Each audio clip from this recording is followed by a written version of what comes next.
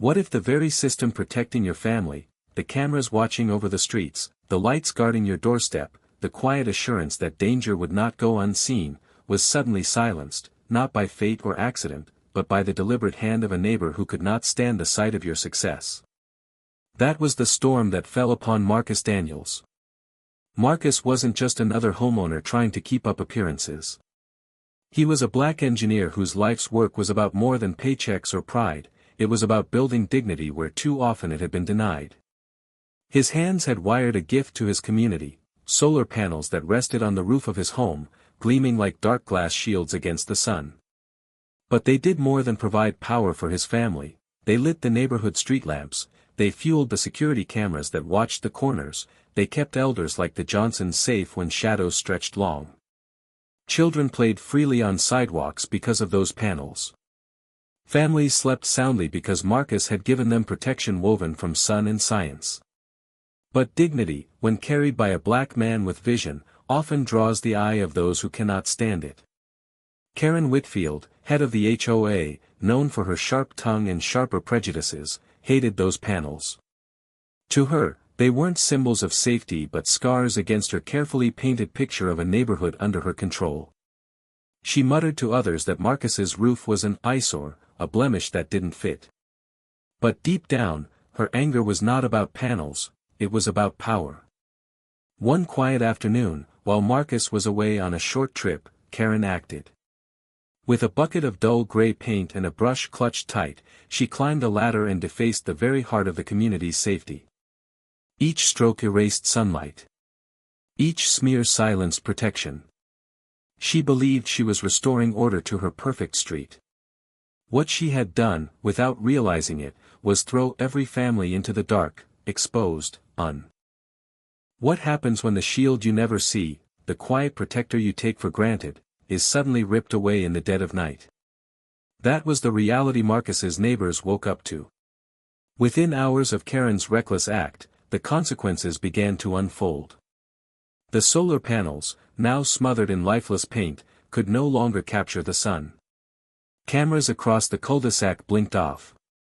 Streetlights that once glowed like watchful eyes went dark. For the first time in years, the neighborhood slept vulnerable, unaware that danger had been invited in. That very night, tragedy struck.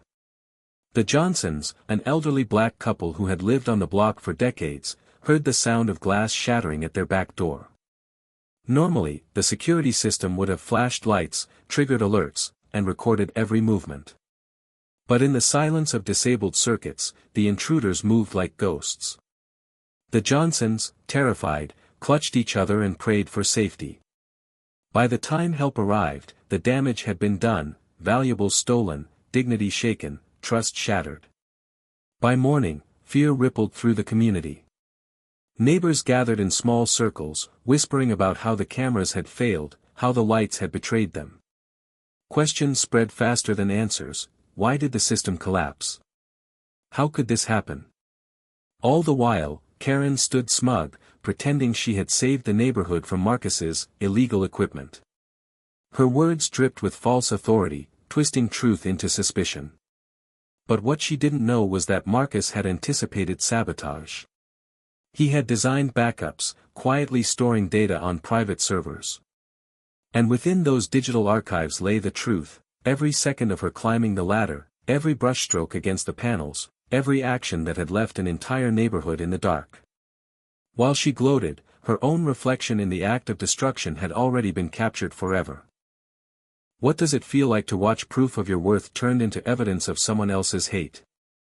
For Marcus Daniels, the footage of Karen on that ladder wasn't just vandalism, it was a wound cut deep.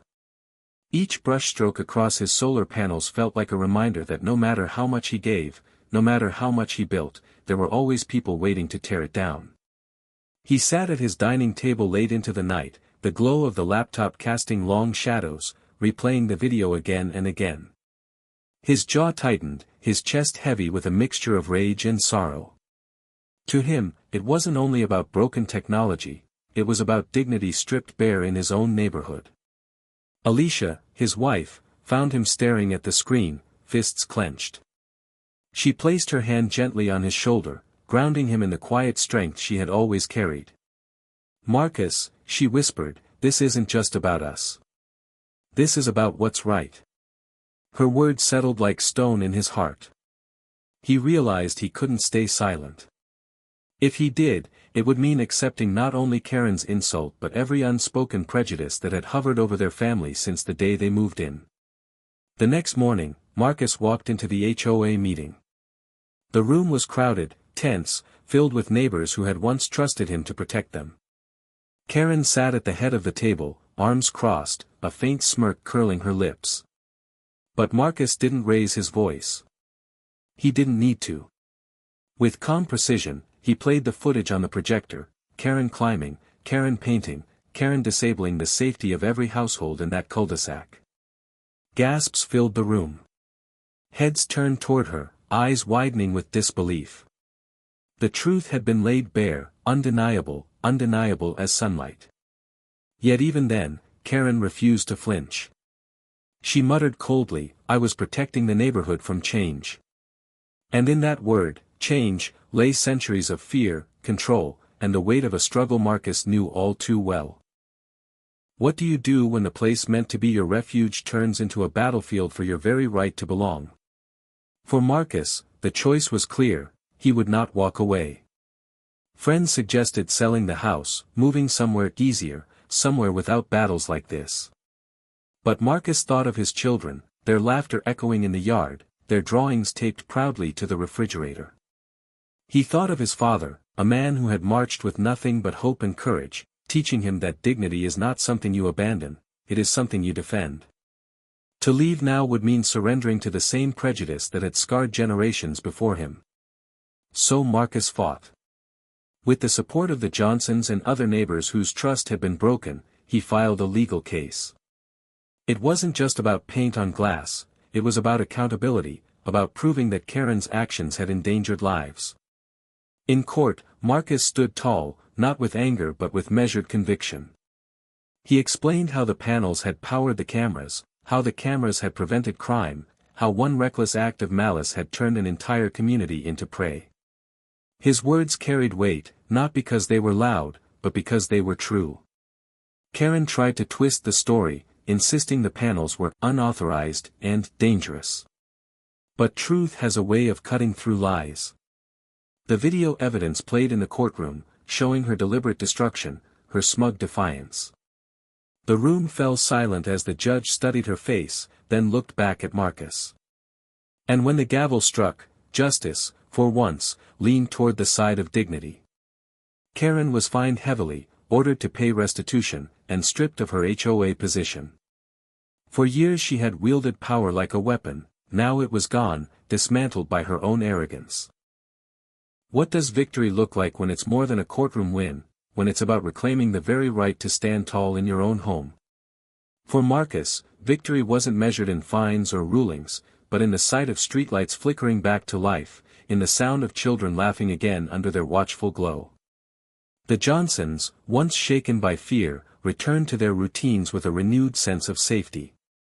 Neighbors who had once stayed silent now stepped forward to thank him, not just for restoring power, but for showing that resilience could outshine hate. Marcus didn't celebrate with fireworks or grand speeches. He stood quietly on his driveway one evening, watching the sunset reflect across the newly restored panels. This time, he had built them stronger, smarter, with technology that no brush of paint could disable. To passers-by, they looked like sleek sheets of glass. But to Marcus, they were shields, symbols of survival, dignity, and defiance. Every morning, when the first rays of sunlight struck the panels, he saw not only energy flowing into wires but a lesson flowing into the hearts of his children: never let anyone paint over your light. Karen faded from the neighborhood's leadership, her name now whispered not with fear but with shame. And though Marcus had won, he knew the fight wasn't only about her. It was about every unspoken battle faced by families who dared to dream, to build, to belong in places where prejudice tried to cast shadows. His victory was a reminder that justice isn't given freely, it is claimed, again and again, through courage. As the neighborhood settled back into peace, Marcus lifted his gaze to the panels glistening under the sun. They were more than machines. They were proof. Proof that dignity can't be silenced, that resilience cannot be painted over, and that when light is defended fiercely enough, it doesn't just power homes, it powers hope.